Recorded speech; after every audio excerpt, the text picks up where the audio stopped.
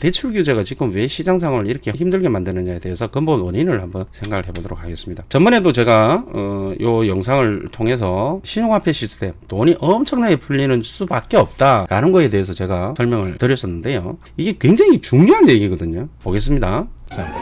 If you borrow the very first dollar into 최초의 existence, and 일부를 that's the 빌렸는데 only 그게 dollar that 지구상의 exists on the 유일한 planet. 달러였다. But 자, you 우리 promised- 한국어로 바꿔봅시다. 자, 우리 한국의 번원통화 M1이라고 그러죠. 신사임당이 이제 한국은행에서 발권을 했을 거 아닙니까? 발권을 해서 우리나라 총액이 있을 거 아닙니까? 이 현금이 돌아다니는 총액이 있을 거 아닙니까? 예를 들어서 우리나라 전국의 현금 총액이 1억이라고 한번 해보겠습니다. 1억이 있는데 그 돈을 누가 빌려갔다고 한번 생각을 해봐요. 그냥 빌려갔을 리는 없잖아요. 뭔가 피드백, 이자를 지급해야 될 거 아닙니까? 이자는 뭐로 갚느냐는 거지. 지금 그 얘기를 하고 있습니다. Pay it back plus another dollar's worth of interest.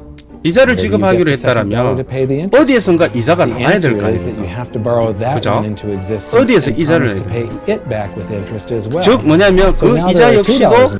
그 신용화폐 시스템에서 돈이 뻥튀기가 되는 거죠. 신용화폐 시스템에 대해서는 저번 주 올린 영상을 보시면 이해가 됩니다. 이런 식으로 해서 우리나라에는 1억밖에 없었는데 돌아가는 돈은 1억보다 더 많은 돈이 돌아가게 되죠. 시장에서 But you 존재하게 owe 되고 돌아가게 And so 되죠. on and so 자, on. 이런 식으로 The 계속 result is there is 금액이 never enough 올라갑니다. currency to pay the debt. There is always more debt in the system than there is currency in existence to pay. 여기 BC 있죠. debt BC고 여기는 커런시 화폐죠. 화폐가 존재하는 것보다 BC 더 많이 존재하게 되어 있습니다. 화폐 커런시 이 부분만 총 통화량이라면 우리 집값은 실물 자산의 값은 통화량에 대해서만 책정이 되어야 되고 그 수준이 이루어져야 됩니다. 이 돈만 보는 통화, 현금만 현실 세계에 있다라면 서로 간에 매매를 하고 하는 데 있어서 전체 금액이 1억밖에 안 되기 때문에 아파트 가격은 그 1억 내에서 존재해야 되겠죠. 논리적으로 맞잖아요. 자, 그런데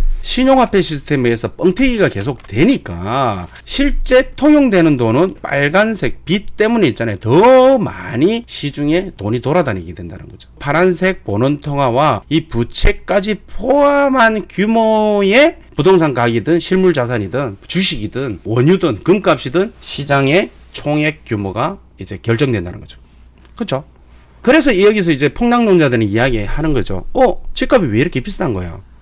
비트코인이 왜 이렇게 가격이 비싼 거야? 뭐 이렇게 되는 거죠. 주식이 왜 그렇게 비싼 거야? 이 빚이라는 것이 존재하기 때문에 여기까지 뻥튀기가 돼서 전체적인 자산 가격이 빚과 버는 통화를 모두 포함한 금액으로서 부동산 가격이 결정되는 거죠. 그러니까 버블이라면 버블, 이걸 갖다가 폭락론자들은 버블이라 그러죠. 평균에서 초과되는 금액, 수익률. 이 초과 수익이 일어나고 초과 상승을 하게 되면 항상 언젠가는 평균에 수렴을 할 것이다라는 말씀을 계속 드려왔어요. 자, 그러면 그 수렴이 되는 과정을 한번 보도록 하겠습니다. 자, 그러면 이렇게 돈이 계속 불어나는 상황에서는 집값이 잡힌다? 안 잡히죠. What would happen if the government stopped borrowing to do deficit spending? Are the payments on those treasury bonds going to stop? 가계부채가 지금 많다고 하지만 사실적으로 기업이나 정부 그 부채가 되게 많죠. 자, 여기 뻥튀기 하는 방법, 뻥튀기 하는 이야기를 저번 주 강의에서 이야기를 말씀드렸습니다. 자, 그런데 어찌됐든 지금 정부 정책으로 인해서 지금 대출 규제가 일어나고 있죠. 자, 여기 중요한 말이 있습니다. 여기 보면 화면상에도 돼 있지만 이제 이렇게 돼 있죠. 우리가 돈을 그만 빌리게 되면 어떻게 될까라고 이야기했는데 그만 빌리는 게 아니라 우리가 자발적으로 돈을 안 빌릴 수도 있지만 빌리지 않을 수도 있지만 정부에서 대출을 인위적으로 규제하는 상황이 있을 수도 있는 거죠. 이번에 대출 규제는 총체적으로 잡는 거죠. 사업자 대출 규제도 안 해주고 뭐 이것도 안 해주고 저것도 안 해주고 오죽하면 전세 대출까지 네 갚는 거 보면서 뭐 해주겠다 뭐 이딴 식으로 지금 하고 있단 말이죠. 저는 이렇게 생각해요. 금리가 자꾸 오르는 거에 대해서 걱정을 하는데 금리보다 중요한 건 뭐냐면 대출의 포지션, 즉 뭐냐면 신용화폐 시스템에 의해서 돈이 뻥튀기 되는 그 과정을 차단을 하냐 차단을 하지 않느냐가 사실은 더 중요하다. 저는 그렇게 생각을 해요. 시중의 통화량, 즉 화폐량이 늘어나야지 내가 사는 가격보다 더 높은 가격에 돈을 주면서 투자자가 발생을 할 건데, 이 투자자는 옛날처럼 가격이 쌌을 때도 아니고 지금 어느 정도 가격이 올랐단 말이죠. 갭 투자를 한다든가 뭐 재개발 재건축 투자를 하든가 뭔 짓을 하더라도 결과적으로 많은 돈을 지급을 해야 되는데, 절대 금액이 많은 돈이 지급을 해야 되는데 그걸 도대체 어디서 갖고 오냐 말이죠. 은행에 대출을 빌린다든지 다른 사람한테 지인한테 융통을 한다든지 그렇게 해서 대출을 일으켜서 부동산을 실물 자산을 사게 되는데, 대출을 안 해주게 되면 더 이상의 신규 진입도 쉽지 않을 뿐더러 기존의 대출 역시도 연장이 안 되고 일부 갚아라. 그러면 전체적인 파이 시장으로 봤을 때는 대출 금액이 점점 늘어날까요? 줄어들까요? 당연히 줄어들지. 줄어들었을 때는 어떤 현상이 벌어지는지 한번 보겠습니다. To make those payments.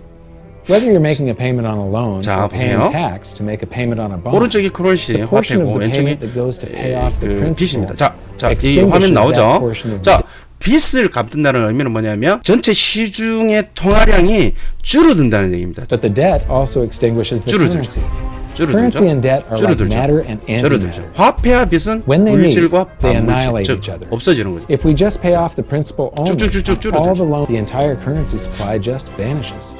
So if we don't go deeper into debt every year, 자, 줄어들어서 이제 빚만 남아 있어요. 신용화폐 시스템에서 가상의 돈이죠. 신용화폐 시스템에서 만들어졌던 돈. 그럼 이 돈만 남게 되는 거죠. 이렇게 되면 이게 결과적으로 어떤 식으로 되냐? 우리가 이야기하는 버블이라고 하는 이 상황들을 갖다가 하락으로 유도를 하게 됐죠. 왜? 더 이상의 상승은 힘들어지니까. 당연하지 않겠어요?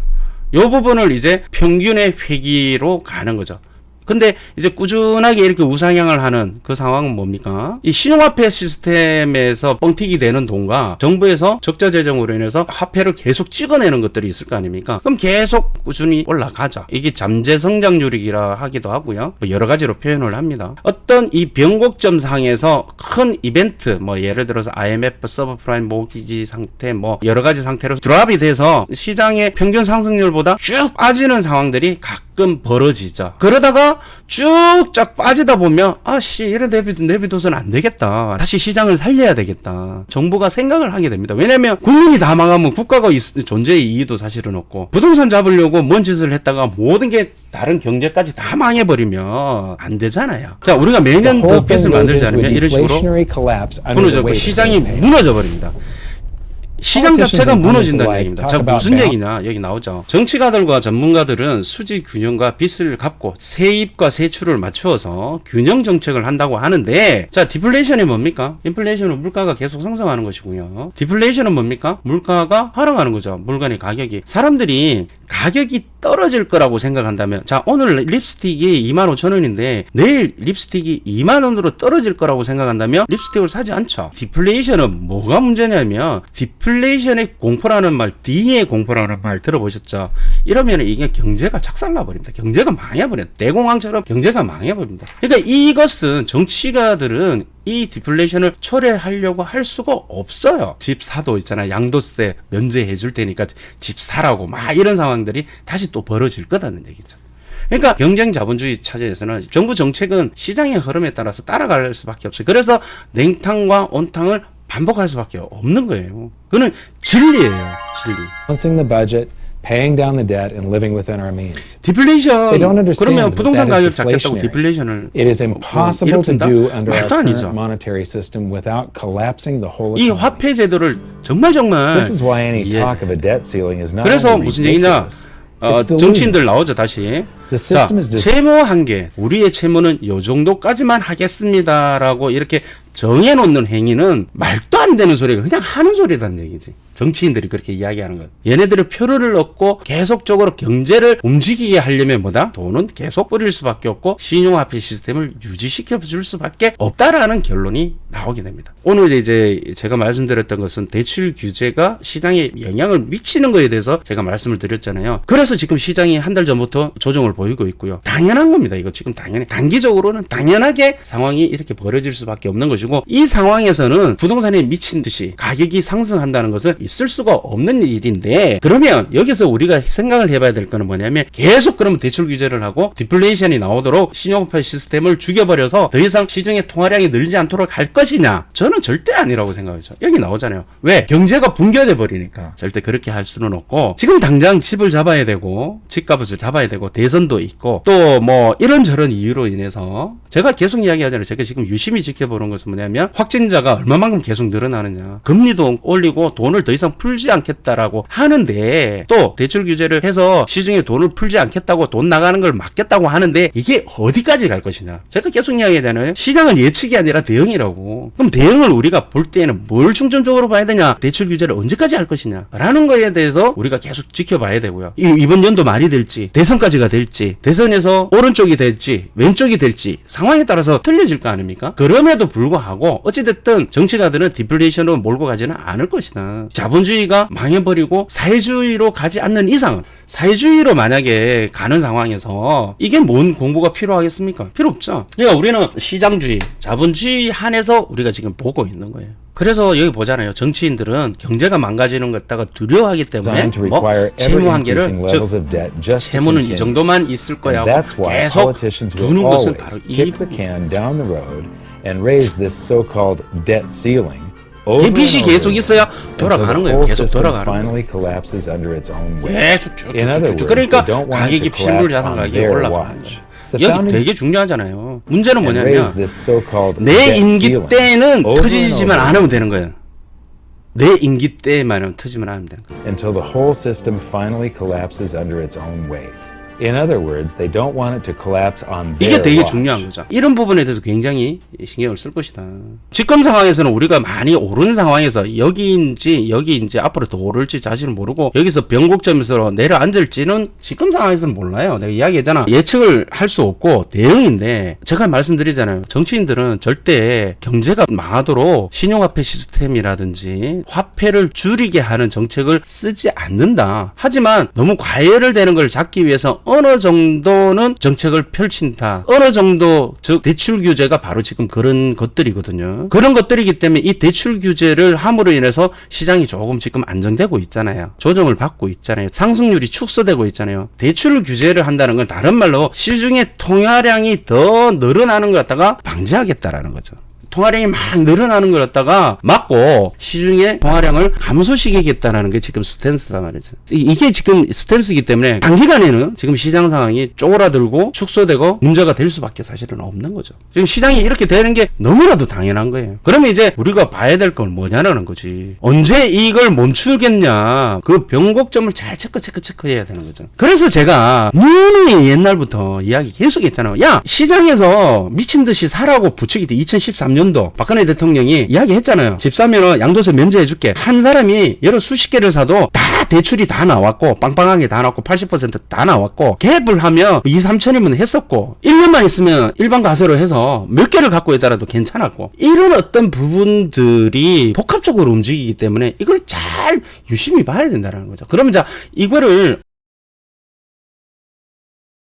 지금 골 때리죠. 제가 그래서 계속 보는 게, 팬데믹 한 달 전에도 두 달 전에도 얘기했어요. 대출 규제 좋은데 지금 이걸 언제까지 갖고 갈 것이냐. 연말에 보통 대출 금액이 초과가 되기 때문에 연말에 은행들에서 대출을 안 해줍니다. 원래 그랬어요. 올해만 그런 게 아니라. 그런데다가 정부 정책이 강력한 거죠. 또 사업자 대출도 하지 마라, 뭐 이것도 하지 마라, 전세 대출도 하지 마라, 이딴 식으로 해서 굉장히 잡는 거죠. 자, 그러면 결과적으로 시중의 통화량은 줄어들 수밖에 없기 때문에 문제되는 상황들이죠. 그럴 수밖에 없죠. 자, 그러면 언제까지 갈 것이냐. 그렇게 지금 팬데믹이 일어나고 지금 돌연변이 오미클론인가? 우리나라에 들어오고 막 해서 지금 어제 4,000명이 넘어가고 죽은 사람이 50명이라 그러고 위중증 환자가 지금 처리가 안 될 정도로 사람이 늘어난다고 하는 상황이에요. 위드 코로나 이제 하겠다고 백신 맞으라고 백신을 7, 80% 맞으면 위드 코로나 해도 된다라고 해서 했는데 이제 백신 무용론이 나오게 되고요. 진퇴양난입니다. 지금 그런 상황에서 이주열이는 금리 팍 올려버리죠.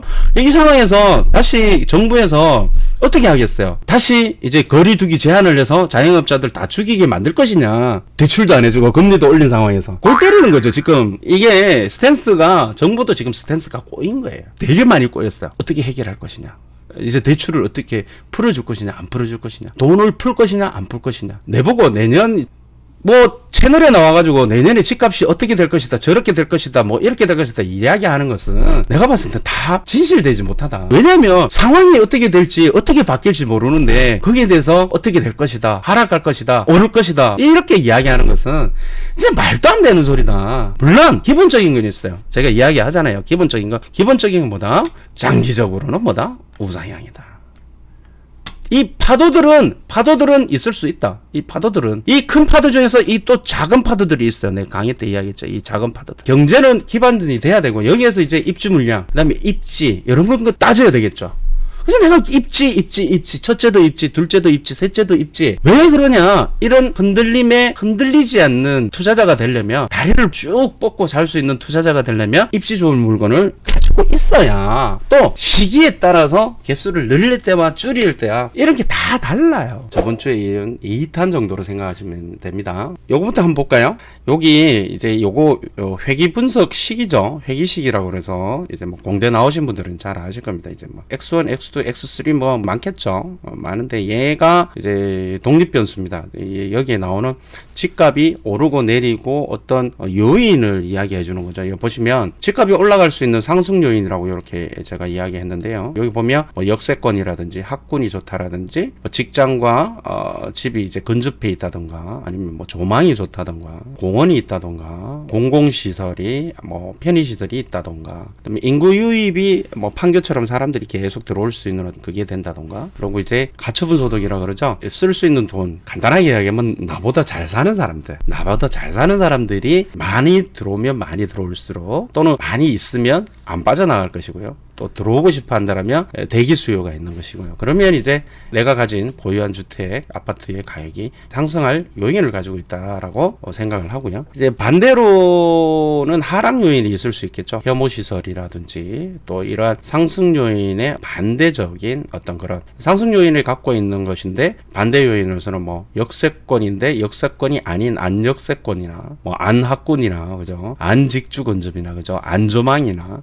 그죠? 당연하죠. 이거 뭐 당연하지 않겠습니까? 당연하죠. 당연한데 이 회기식을 딱 보다 보면 이때 마지막에 얘가 하나 있어요. 요거 여기까지는 우리가 알아요. 근데 마지막에 얘가 입실론 얘가 뭘까? 라는 것이 오늘 공부할 내용입니다. 얘는 오차라고 합니다. 이게 오차. 우리가 당연히 알고 있는 상식적인 수준의 가격이 형성이 되는데, 우리 생각하고 안 맞아 떨어지는 거야. 당연히 저 가격대는 저렇게 돼야 되는데, 이 지역은 이렇게 돼야 되는데 라고 하는데요. 이게 바로 이 부분이 입실론이 오차가 있을 수 있잖아요. 그렇잖아요. 그래서 이 오차도 뭐 여러 가지가 있을 수가 있습니다. 뭐 시장 상황에 따라서 그럴 수도 있고, 저는 330 강의를 할 때 이걸 뭐로 봤냐면요, 사람의 심리, 예측의 오차거든요. 회기 분석 자체가 회기식을 통해서 가격이라 그러면 가격을 도출해 내는데요, 가격 수준이 틀려 버렸어요. 그게 결국은 저는 생각했을 때는 심리 때문에 그렇다라고 해왔어요. 물론 이제 요거 말고도 이야기할 얘기가 많은데요, 이렇게 하게 되면 진짜 330 강의가 돼버리니까, 일단은 이 심리가 예측의 오차, 가격 수준을 제대로 반영하지 못하는 그 심리에 대해서 왜 그렇게 되는지에 대해서 제가 설명을 한번 해보도록 하겠습니다. 항상 이렇잖아요. 뭐 네가 아무리 뭐 강사지만, 아무리 교수지만, 야 네가 씨부리는 거, 네가 네 혼자 씨부리는 거, 그걸 어떻게 알 수가 있냐, 뭐 검증이 필요하지 않느냐, 뭐 이런 얘기를 한번 보겠습니다. 여기에 대해서 이야기가 있습니다. 이게 논문인데요, 국토연구 제10권, 그러니까 2019년 6월달에 나온 논문인데요. 자, 간단하게만 보겠습니다. 자, 이 논문의 의도는 뭐냐면요, 이거예요. 자가 가구 입장에서는, 자기가 집을 갖고 있는 사람 입장에서는 주택 보유 의향을 물어본다라면, 지금 현재 그 집을 갖고 있으니까 계속 보유할 것이냐 말 것이냐 이걸 물어보는 것인데, 임차 가구 즉 세입자, 무주택자 입장에서는 네가 주택을 보유할 의향이 있느냐라고 물어보는 것은, 이 얘기는 무엇이냐면 미래에 내가 집을 살 건지 말 건지에 대해서 물어본다. 그리고 그 의향에 대해서 답변을 한 것 갖다가 분석한 내용입니다. 그러니까 무슨 얘기입니까? 지금 현재의 시장 상황이 지금 아까 스터디반에서도 제가 시장 동향도 이야기했지만 지금 한 달 전부터 대출 규제 및 여러 가지 이유로 지금 침체로 약간 접어들고 있잖아요. 그러면 왜 이렇게 침체가 접어들었는지에 대해서 오늘 지난주에 이어서 오늘 2탄 정도 됩니다. 본 논문에서는 미래의 주택 구입 수요를 예측하는데 도움을 줄 수 있다는 점 때문에 임차 가구만, 즉 뭐냐면 세입자들, 무주택자들한테만 니들 앞으로 집 살래? 라고 물어보고 거기에 대해서 분석을 해놓은 겁니다. 도움이 되겠죠. 그럼 이제 무주택자들이 시장에 많이 참여한다라면 향후에 집값이 상승할 수 있을 것이고, 그죠? 아무래도 시장 참여자가 많아지니까. 또는 이제 시장 참여자가 점점점 없어진다라면 가격은 드랍이 될 수밖에 없는, 그죠? 수요자가 없으니까. 일단 기본적으로 경제학에서는 수요 공급이잖아요. 그죠? 공급이 줄어들든지 수요가 늘어나든지 수요가 줄어들든지 공급이 많다든지 거기에 따라서 기본적인 가격 수준이 정해지는 것은 당연합니다. 이걸 떠나서 이 가격 변화, 이 요인을 회귀 분석을 떠나서, 그죠? 자, 어찌됐든 오늘은 핵심은 뭐냐면 요 예측의 호차가 일어나는 예를 입실론을 한번 따져보는 거죠. 자, 여기 우리가 볼 것만 보면 되겠죠. 딱 필요한 부분만, 그죠? 결론을 보면 딱 답이 나오죠. 자, 본 논문의 핵심 지표 중에 하나인 주택가격 상승률과 DTI 비율의 경우 가격 상승률이 높을수록, 그리고 DTI 비율이 낮을수록 앞으로 주택 보유 의향, 즉 무주택자가 주택을 살 가능성이 높아지는 것으로 나타났다. 자, 이거를 쉽게 이야기하면 뭐냐면 주변에서 집을 샀다라고 집을 사가지고 집값이 올랐다 하면 뭐다? 집을 사는 숫자가 늘어나는 거죠. 즉 수요가 늘어나는 거예요. 수요가. 여기 이제 논문의 핵심은 그건 거예요. 무주택자들한테 니들 앞으로 집을 살 거냐 말 거냐 물어보니까 주택 가격이 상승한다라면 집을 사겠다. 그리고 또 데트 인컴, 돈을 많이 빌려주면 집을 사겠다. 요걸로 이제 귀결이 돼버린 거예요. 그렇죠. 자, 결국은 이게 무슨 얘기냐면, 한 사람이 내 사서 집값이 올랐다 그러면은, 어쩌라고, 근데 주변에 두 번째 사람이, 예를 들어서, 개똥이 엄마가 집 사서 돈 벌었다 하면, 어쩌라고, 이랬는데, 또 두 번째, 앞에 이발소 아저씨가, 요번에 집 사가지고 집값 올랐어. 하니까, 그래, 그럴 수도 있지, 이러고 있다가, 세 번째 사람이, 뒷집, 이제 쌀집 아저씨가, 이번에 집 사서 집값 올랐어. 이러는 순간, 씨발, 나도 뭔 짓을 해야 될 것 같다라는 생각을 한다라는 거죠. 일반 사람들은. 제가 항상 이야기하잖아. 99%는 공부를 안 하고 1%만 공부해야 돼. 지금 방송 보고 있는 사람들, 1%들만 공부를 한단 말이죠. 그러면 이 시장 상황을 계속 유심히 예의주시하면서 오르고 내리고 내가 들어가고 빠지고를 이걸 생각을 해야 되는데, 그러지 않는다는 거지. 일반 대다수의 국민 99%는 그래 어쩌라고 이러고 있다가 누가 주변에서 사람이 한 사람, 두 사람, 세 사람이 집을 사서 돈을 벌었다 하면, 주변에서 돈을 벌었다고 세 명이 나타나는 순간 어떻게 되겠어요? 나도 자산 축적의 시장에 뛰어들어야 되겠다. 이 논문에서 나왔다시피 나도 집을 사야 되겠다. 이렇게 되는 거예요. 즉 무슨 얘기냐면, 이 정상적인 시장에서 나타나는 이 독립변수, 이러한 상승과 하락의 요인들, 그다음에 정책적인 문제도 있습니다. 제 330 강의를 들어보셔야겠지만, 단적으로 요 화면에 나타나는 요 요인만 가지고 집값이 올라간다, 올라가지 않는다라고 이야기할 수는 없지만, 이게 중요한 요인인 거는 맞아요. 그런데 이 중요한 요인 중에서도 이 예측의 오차, 내가 틀릴 수 있는 부분, 또는 왜 사람들이 정상적으로 행동하지 않을까, 가격이 올라갈 수 있는 요인이면 당연히 사야 되는데 왜 사지 않고, 떨어져야 될 어떤 그 요인들만 있는데 왜 가격이 떨어지지 않고 또 사람들이 팔지 않을까, 못난이를 들고 있으면서도 팔지 않을까, 이런 것들이 이제 해결이 되는 거예요. 이 예측의 오차가 바로 심리다. 그 심리가 이 논문에서 보여주고 있다. 요 앞에 제목 있잖아요. 이거 구글에 들어가서 구글링 하면요 나옵니다. 나오니까 이제 찾아서 한번 읽어보시고요. 여기에서 몇 가지 있는데요. 여기 보시면 이제 집을 안 사게 되는 이유가, 여기 보시면 알겠지만, 장기 공공임대주택에 거주하는 가구의 경우에는 저렴한 임대료로 장기간 거주할 수 있기 때문에 주택 보유에 대해서 부정적인 태도를 보이더라. 자산 불리는 거는 상관없고, 지 자식한테도 야, 임대주택이 좋아, 그냥 임대주택에 살아, 이런 식이 된다라는 거죠. 이거 얼마나 불쌍하고 안타까운 일입니까, 그죠? 자, 그리고 여기 논문에도 보면 논문이라는 거는 가설을 세우고 그 가설에 대한 검증을 하는 절차, 그리고 그게 유의미한 어떤 결과가 나왔을 때는 그 논문의 신뢰성이 있는 거죠. 본 논문의 가설을 검증하는데 핵심 변수인 주택 가격 상승률의 경우에 자, 예상대로 전체 기간에서 플러스 부유를 보였다.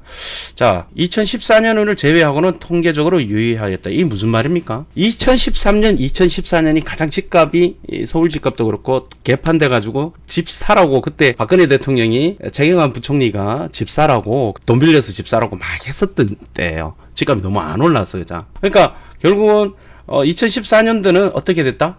다른 때는 플러스 부유를 보였는데 2014년도에는 마이너스, 즉 사람들이 집을 안 샀다라는 이야기죠. 집값이 주변에서 오르면 야 나도 집을 사야지 하고 막 가서 집을 산다라는 거죠. 집값이 침체가 되잖아요. 지금처럼 약간 어떤 드롭 상황이 되면은 집 사면 안 돼. IMF 때 그랬죠. 야 이제 부동산은 끝났어. 더 이상 사면 안 돼. 리먼 사태 때 그랬죠. 집은 절대 사면 안 돼. 그러다가 이제 물리적으로는 90년대 초반에 200만 원 건설 그때 이제 박살이 났죠. 그러고 이제 이번에 작년에 팬데믹 코로나 때문에 야, 우리 다 죽게 생겼는데 무슨 부동산이야 하고 박살이 났죠. 그죠? 이렇게 사람들이 이게 뭔가 이제 가격이 떨어질 것 같고 부동산이 뭐 끝났다 또는 부동산을 하면 안 된다. 부동산 너무 꼭대기 아니야. 뭐 이런 생각이 들어서 또는 정책적으로 지금처럼 대출 규제를 확 해가지고 니들 죽어봐라. 이게 양도세 왕창 매겨버리고 종부세 왕창 먹여버렸을 때 사람들은 이 가격이 더 이상 오르기가 사실은 쉽지 않겠지. 그러면서 조금이라도 그 시장에서 그렇게 떨어지면서 또 금매도 한두 개씩 나오고 그러면 어떤 상황이 되느냐? 사람들이 전부 다 안 사는 사람들이 전부 다 이제 나는 역시 내 말이 맞았어. 나 부동산 하면 안 돼. 이렇게 된다는 거죠. 그래서 지금 한 달 전부터 분위기가 차분해지고 조용해지는 시장. 그러니까 저번 주에 이야기했지만 그게 사실은 지금적으로는 대출 규제가 가장 큰 영향인데 저번 주 거 보세요. 보시면 됩니다. 왜 집을 내놨는데도 팔리지 않느냐. 통화량이 파이가 커지지 않고 통화량이 점점점 지금 줄어드는 상황이기 때문에 그러면 그 줄어드는 상황에 언제 다시 통화량이 늘어나는지. 근데 이제 통화량은 줄이면서 또 재미있는 게 뭐냐면 어제 그 발표 났죠. 국회에서 내년 예산 607조 제가 여기 보면 이야기했지만 이게 예산의 증가율이 엄청나죠. 엄청난 예산의 증가율이 나타나고 우리나라 건국 뭐 60년인가 뭐 됐는데 박근혜 대통령에서 문재인 정권으로 바뀌면서 2017년도에 이때가 400조 원이 있는데요. 400조 원에서 거의 뭐 2년에 100조씩 늘어나가지고 지금 600조 원까지 왔습니다.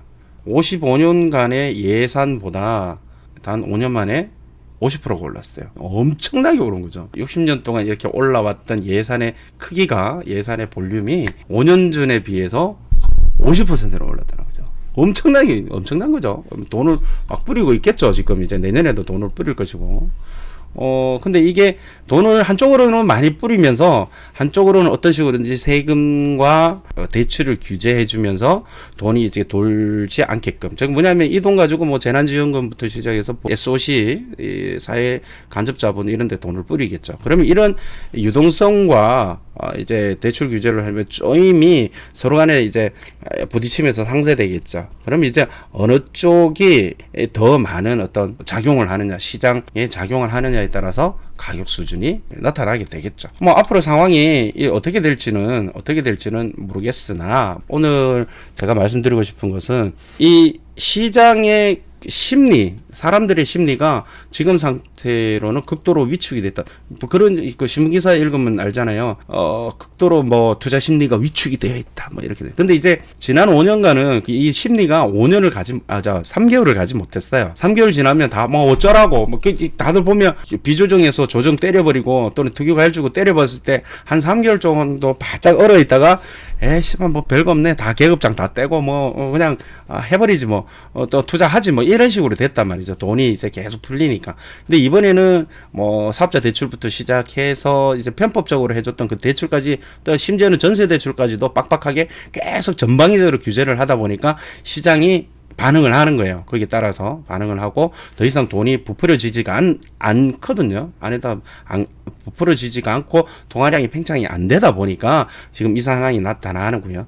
똑같이 이러한 것에 이제 동아량도 동아량이지만 거기에 따라서 이런 현상이 나타나니까 아까 전에 3인의 법칙 때문에 막 사람들이 사다가 한두 사람이 이제 팔아야 되겠네 이러니까 전체적으로 사람들이 투자 심리가 쭉 다운이 되는 어떤 그런 것이 결과적으로 심리로서 사람의 마음이 결과적으로 이렇게 시장을 분위기를 차분하게 만든다. 이렇게 이야기할 수 있습니다. 근데 그거를 이제 받쳐주는 증거, 제 이야기가 아니라 논문으로 존재합니다. 논문으로 존재하고 이 내용을 보게 되면 맞다, 그럴 수 있겠다. 저 뭐냐면 집값이 막 오른다고 막 옆에 저기 영희 엄마, 철수 엄마, 옆집 쌀집 아저씨 막 이렇게 막 돈 벌었다 하면 와 나도 가서 사야지. 그렇게 세 명이 야 1억 미만짜리도 괜찮아. 그거 사러 가자. 뭐 이러고 또 뭐 야 계집도 올라. 못난이도 사도 돼. 막 이렇게 세 명이 뭐 강사들 리더들인데 뭐 공식적인 리더들도 아니고 뭐 뭡니까 카톡 커뮤니티에 막 어제 만들어졌다 오늘 사라지고 막 이러는 커뮤니티들 있잖아요.